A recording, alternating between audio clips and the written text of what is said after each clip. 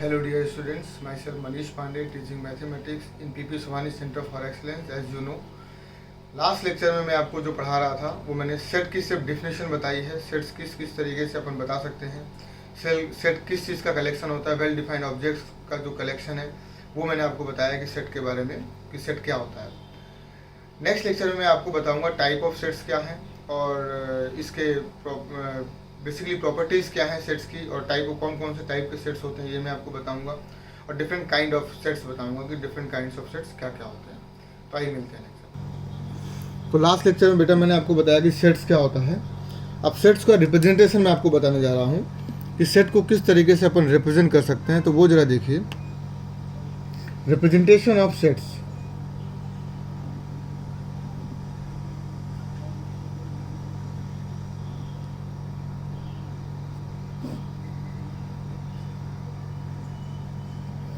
Basically इसको दो तरीके से रिप्रेजेंट कर सकते हैं।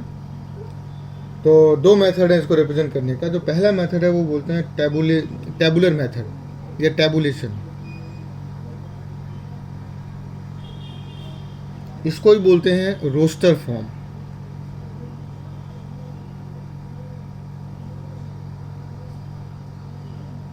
रोस्टर फॉर्म या फिर इसी को ही बोल देते हैं इन्यूमरेशन मेथड।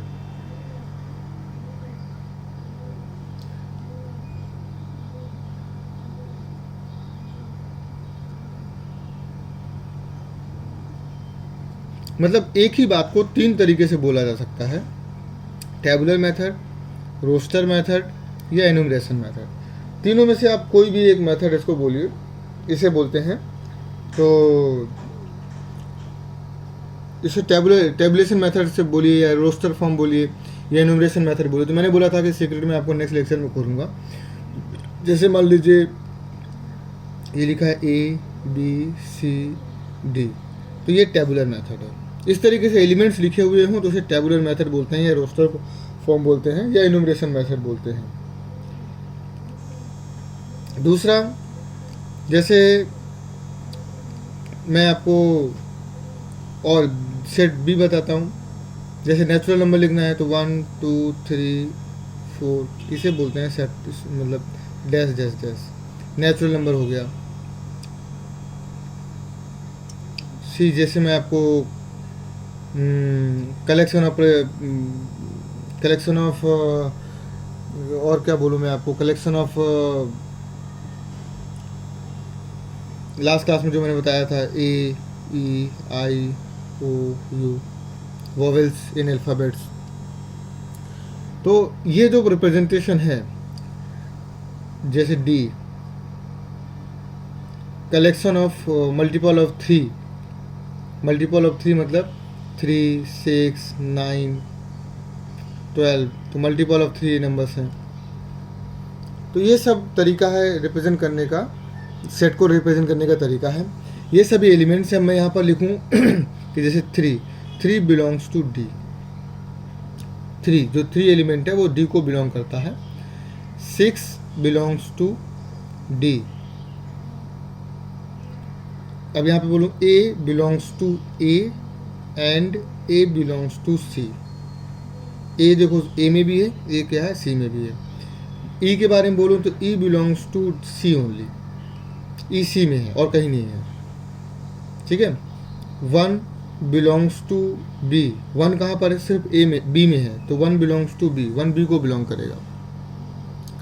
तो इस तरीके से आप इसको रिप्रेजेंट भी कर सकते हैं।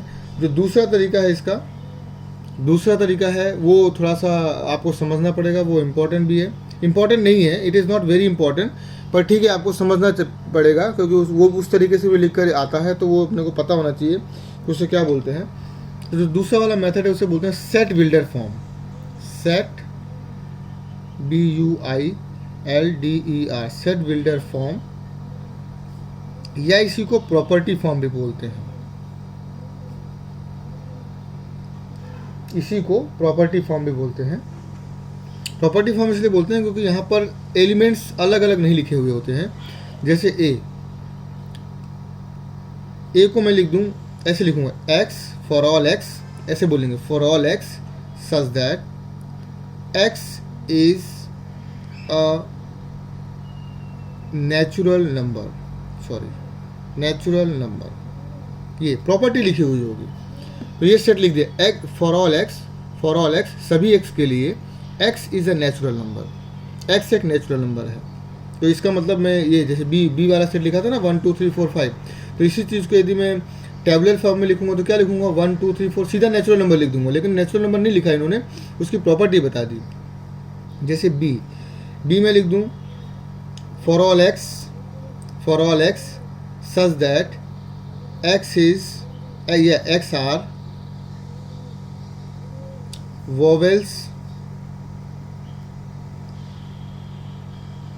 vowels in alphabets, English alphabets,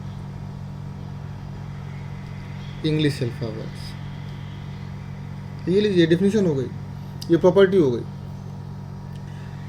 सी लिख दूं, ऐसे भी लिख सकते हैं for all X such that X is equal to 3n where n belongs to capital N denotes natural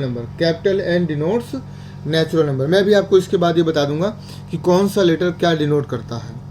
मैं आपको अभी इसी लेक्चर में ये बता दूंगा कि कौन सा लेटर क्या डिनोट करता है, तो वो आपको आगे चलकर समझने में दिक्कत नहीं आएगी, जिससे आपको आइडिया लगा रहेगा कि इसको क्या बोलते हैं। तो जैसे n का मतलब होता है नेचुरल नंबर, तो नेचुरल नंबर को डायरेक्टली इस तरीके से भी डिनोट किया जा सकता है। मान लीजिए टेबुलेशन मेथड में मैं आपको बताता हूँ, n लिखा हुआ है तो n का मतलब ये 1 2 3 इस तरीके से natural number, n capital N लिखा हुआ है तो इसका मतलब अपन समझ जाएंगे कि नेचुरल नंबर के बारे में बात हो रही है, ये नेचुरल नंबर लिखा हुआ है, तो इसको लेके कोई परेशानी अपने को नहीं होनी चाहिए। तो मेरे हिसाब से आपको समझ आ गया होगा कि सेट बिल्डर फॉर्म किसे बोलते हैं और टेबुलेशन मेथड किसे बोलते हैं। जैसे मान लीजिए एक एग्जांपल और मैं आपको बताता हूँ, जैसे मान लीजिए ए टेबुलर मेथड में लिखा हुआ है 1 2 3 4 5 6, मान लीजिए ऐसे लिखा हुआ है। तो इसी को यदि मैं सेट बिल्डर फॉर्म में लिखूंगा तो मैं ऐसे लिखूंगा for all x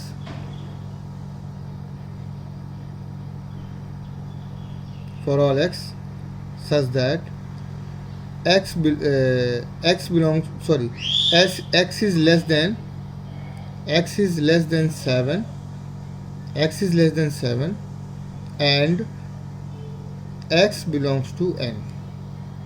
well defined कि नेचुरल नंबर लेना है, 7 से छोटा नंबर तो कुछ भी हो सकता है, 6.5 भी हो सकता है, 5.5 भी हो सकता है, लेकिन अपने को क्या लेना है, नेचुरल नंबर से लेना है। तो मेरे को जो वेल डिफाइन करना पड़ेगा 7 से छोटा लेकिन कैसे नंबर, नेचुरल नंबर्स।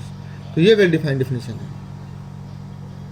तो इस तरीके से आपको वेल डिफाइन करना होगा कि ये क्या होगा इसमें, मतलब किस तरीके से आप इसको सेट को रिप्रेजेंट करेंगे। तो ये वेल डिफाइंड तरीका है जिस तरीके से आप इसको रिप्रेजेंट कर सकते हैं। अब मैं आपको कुछ ना स्टैंडर्ड सेट्स के नाम बता देता हूँ कि स्टैंडर्ड सेट क्या क्या हैं और उन्हें किस तरीके से अपन रिप्रेजेंट कर सकते हैं। तो ये मैंने आपको बताया।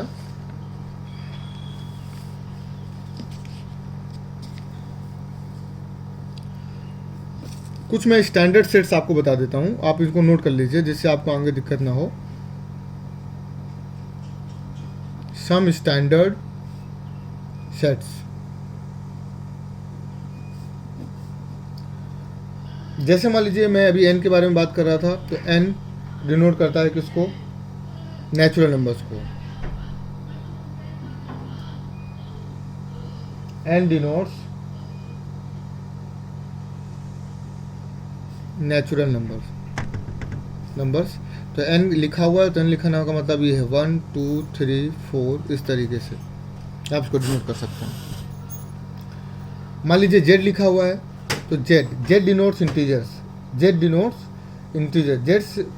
z जो है z इंटीजर को डिनोट करता है, इंटीजर को i भी डिनोट करता है, तो मैं i को भी लिख देता हूँ साथ साथ। z और i डिनोट्स इंटीजर्स। तो इंटीजर्स का मतलब हुआ, जैसे मान लीजिए z, तो z लिखा होगा तो इस तरीके से लिखा होगा dash dash dash -2 -1 0 1 2 3 dash dash dash, तो ये इंटीजर्स होते हैं। आप जानते हैं इनको, मैंने आपको पहली क्लास में बताया था कि इंटीजर्स किसे बोलते हैं। मान लीजिए Z0 लिख दिया इन्होंने, Z0 और I0 लिख दिया, तो Z0 या I0 का मतलब कि वो इंटीजर्स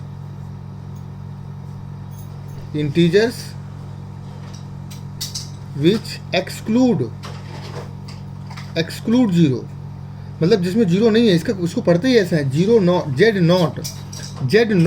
नॉट का मतलब ये वाला वैल्यू नॉट है, नॉट मतलब नहीं है, तो जेड नॉट मतलब कि ऐसा इंटीजर जिसमें जीरो ना हो। आई नॉट का मतलब ये हुआ कि ऐसा इंटीजर जिसमें आई ना हो, सॉरी ऐसा इंटीजर जिसमें जीरो ना हो। तो ये कुछ रिप्रेजेंटेशन है जो मैं आपको समझा रहा हूँ। जैसे मान लीजिए ये वाला लिख देते हैं 2 1 2 3 4, चौथा मान लीजिए जेड प्लस लिखा हुआ है ऊपर या आई प्लस लिखा हुआ है, तो ये है कैसे इंटीजर्स हैं, पॉजिटिव इंटीजर्स हैज़ पॉजिटिव, मतलब पॉजिटिव इंटीजर लिखना चाहिए, has positive integers, positive integers.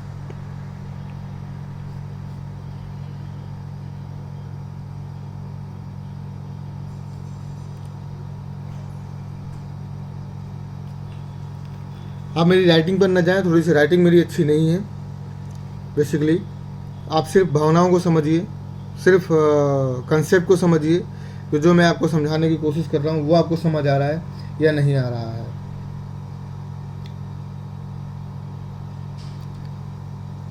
It is जो मैं पांचों बता रहा हूँ, it is not very important, पर फिर भी मैं आपको बता रहा हूँ।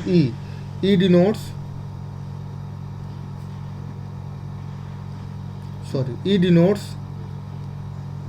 इवन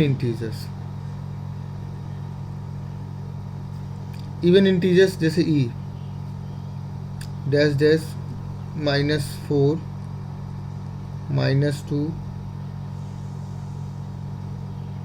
0 2 4, इस तरीके से।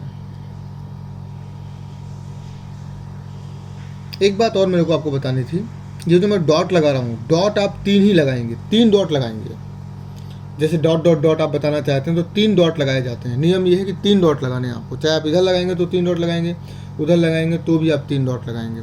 तो 3 डॉट्स आपको लगाने हैं किसी भी सेट्स को दिखाने के लिए। मान लीजिए डैश डैश डैश आप दिखाना चाहते हैं, आगे वो कंटिन्यू करना चाहते हैं, तो आपको क्या करना है, उसमें 3 डॉट आपको दिखाने हैं। तो 3 डॉट आप दिखाएंगे।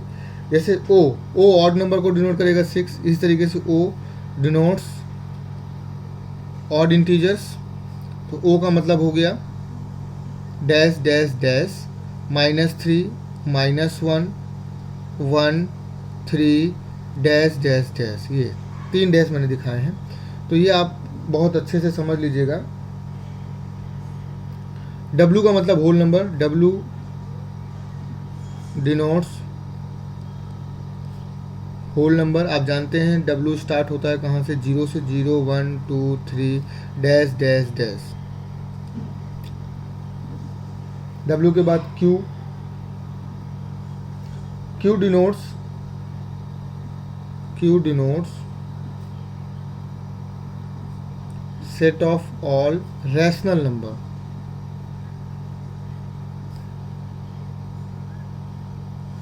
रैशनल नंबर आप जानते हैं P/Q के फॉर्म में होना चाहिए। कोई इंटीजर भी रैशनल नंबर ही कहलाएगा, तो कोई प्रॉब्लम नहीं है। तो इस Q को मैं यहाँ पर लिख देता हूँ। Q मान लीजिए मैं इसको सेट बिल्डर फॉर्म में आपको बता रहा हूँ। For all x is equal to P/Q। x किस तरीके से होना चाहिए, P/Q के फॉर्म में होना चाहिए, और Q can not be equal to 0। Q can not be equal to 0, P, Q are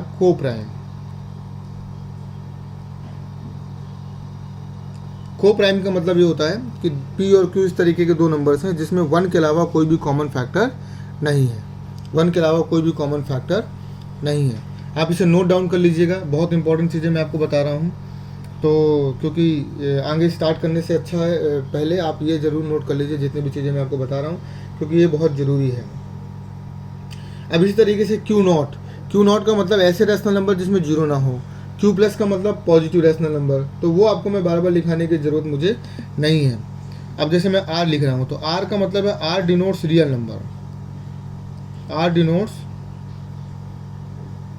set of real numbers, R denotes set of real numbers. R का मतलब है रियल नंबर्स, रियल नंबर्स कुछ भी हो सकते हैं, तो मतलब वो 1.1 भी हो सकता है, 1 भी हो सकता है, 2 भी हो सकता है, 3 भी हो सकता है, तो उसको इसमें दिखाना मुश्किल है। सेट बिल्डर फॉर्म में दिखा सकते हैं, लेकिन आपको उसमें टेबुलर फॉर्म में उसको दिखाना मुश्किल है। तो बेसिकली आर का मतलब है सभी रियल नंबर। अब मैं इसमें आर जीरो लिख दूँ, आर और जीरो, जैसे मैंने यहाँ पर आपको समझाया जेड जीरो, तो जेड जीरो का मतलब वो इंटीजर जिसमें जीरो ना हो, तो आर जीरो का मतलब वो वाला इंटीजर जिसमें जीरो ना हो, वो वाला इंटीजर जिसमें जीरो ना हो। आर प्लस का मतलब positive real number, R minus का मतलब नेगेटिव रियल नंबर। अब जैसे आर आपका रियल नंबर है, आप जानते हैं रियल नंबर दो तरीके के होते हैं, रियल नंबर दो तरीके के होते हैं, रैशनल और इरेशनल। तो आर माइनस क्यू क्या हो जाएगा, तो क्यू क्योंकि मैंने बताया रैशनल और आर रियल है, तो रियल में से रैशनल नंबर चले जाएंगे तो क्या बचेगा, इरेशनल नंबर। तो ये डिनोट करता है all sets of irrational number, irrational number denotes irrational number. तो ये हो गया इरेशनल नंबर के बारे में। इस तरीके से C denotes set of complex number, set of complex number. Complex number ऐसा नंबर जिसमें आई आयोटा, आयोटा मैंने आपको डिस्कस किया था, आई लिखा हो और कोई नंबर लिखा हो, जैसे 2 + i, 3 + 5i या 5i ही लिखा हो, 7i ही लिखा हो, तो इमेजनरी नंबर भी कॉम्प्लेक्स नंबर के अंतर्गत ही आता है। वो मैं आपको डिटेल बाद में बताऊंगा कैसे। लेकिन यदि आई लिखा हुआ है तो उसमें कॉम्प्लेक्स नंबर मतलब आ गया, आई लिखा है इमेजनरी नंबर आ गया, आई का मतलब होता है इमेजनरी नंबर, तो इमेजनरी नंबर यदि आ गया तो उसका मतलब वो कॉम्प्लेक्स नंबर तो है ही। तो सी का मतलब है कॉम्प्लेक्स नंबर, सी डिनोट्स कॉम्प्लेक्स नंबर। अब एक बहुत इंपॉर्टेंट चीज़ मैं आपको लास्ट में बताने वाला हूँ, एन ए का क्या मतलब है। एन और नीचे ए लिखा हुआ है, नीचे नुक्ते में ए लिखा हुआ है, सफिक्स में ए लिखा हुआ है, denotes all set of natural numbers which are less than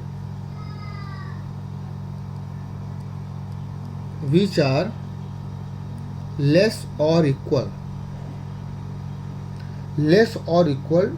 to a,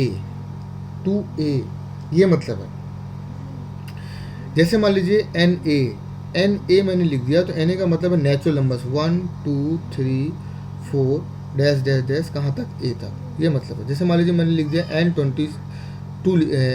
लिख दिया, सपोज मैंने N8 लिख दिया, तो N8 का मतलब है 1 2 3 4 5 6 7 8। बहुत इंपॉर्टेंट चीज़ मैंने आपको बता दी है, it is very important thing, ये बहुत ध्यान से समझिएगा कि N8 का मतलब है ऐसे नेचुरल नंबर्स जहाँ आपकी काउंटिंग कहाँ तक होगी, 8 तक ही होगी।